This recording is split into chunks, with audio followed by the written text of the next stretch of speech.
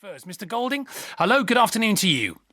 Good afternoon. Good afternoon. So you've published a list of what you're opposed to, and I'm going to quote, all alien and destructive political or religious doctrines, including Marxism, liberalism, fascism, National Socialism, political correctness, Eurofederalism, and Islam. Is there anything you are not opposed to, Mr. Golding?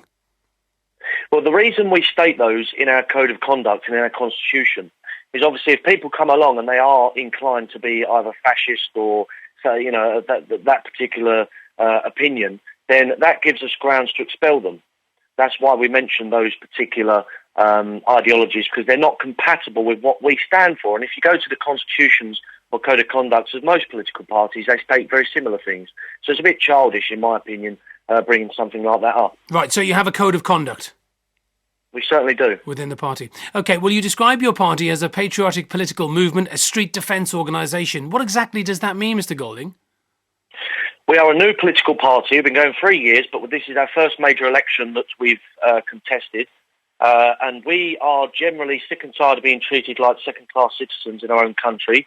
We are due in several years or several decades to become a minority in our own country, and we generally want British people put first in their own country. When you say our country, what do you mean? United Kingdom, Great Britain, our country.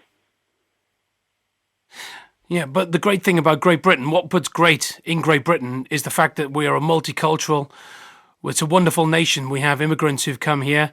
Without the immigrants of this country, many institutions in this country, and you know this, Mr. Golding, would completely collapse.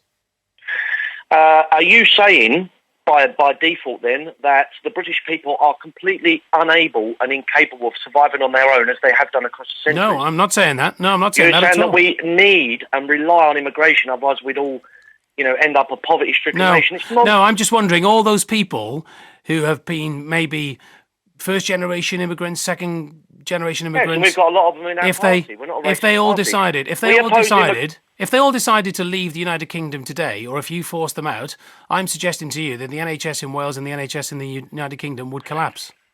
This is getting ridiculous. First of all, we're not going to force anyone out. What we want to do is stop immigration because we're a tiny, overcrowded island. We're barely enough space and resources for our own people. We are full up. It's a matter of space, not race, and the vast majority of the British people would agree with that. Okay. And secondly, let's stay within the realms of possibility here. You're saying if buts and maybes, what if every immigrant went home, would the NHS collapse? Yes, it would, because successive governments have put in place poverty pay within the NHS, which is and they've recruited from the third world. Let me ask you a question. Is it right that we should go and loot the third world of all of their skilled labour, such as nurses, etc.? I don't think we should. So that's what we do. We loot the third world. Absolutely. We go out there and consciously recruit nurses from all around the world, doctors from all around the world, and that, in a way, retards their progress, their ability to develop as nations, because the West, the wealthy West, is stealing all of their skilled labour. Absolutely, 100%. What's the difference between Britain First and the British National Party? The British National Party, I'm not here to discuss them. I'm here to discuss Britain First. We are a patriotic... I understand that, but I think pro-British party. But I think there will be many people listening, Mr. Golding, who perhaps want to know the answer to that, or perhaps maybe you don't know the answer.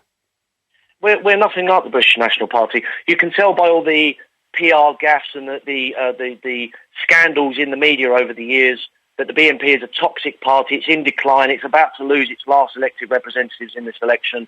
They've pretty much lost all of their other councillors and assembly members. They're finished. Britain First is on the rise. We're rapidly growing. We've got 300,000 supporters online.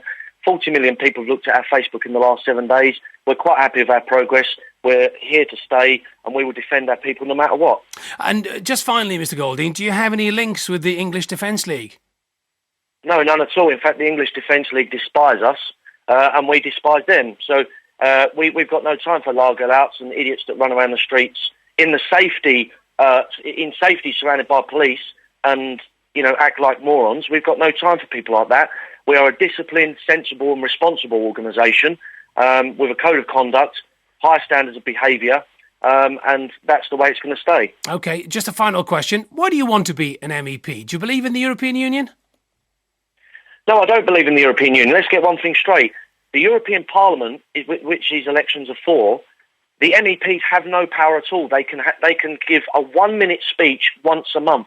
They cannot initiate or make any laws. All they can do is make a 1-minute speech on laws that are handed down to them by the European Commission.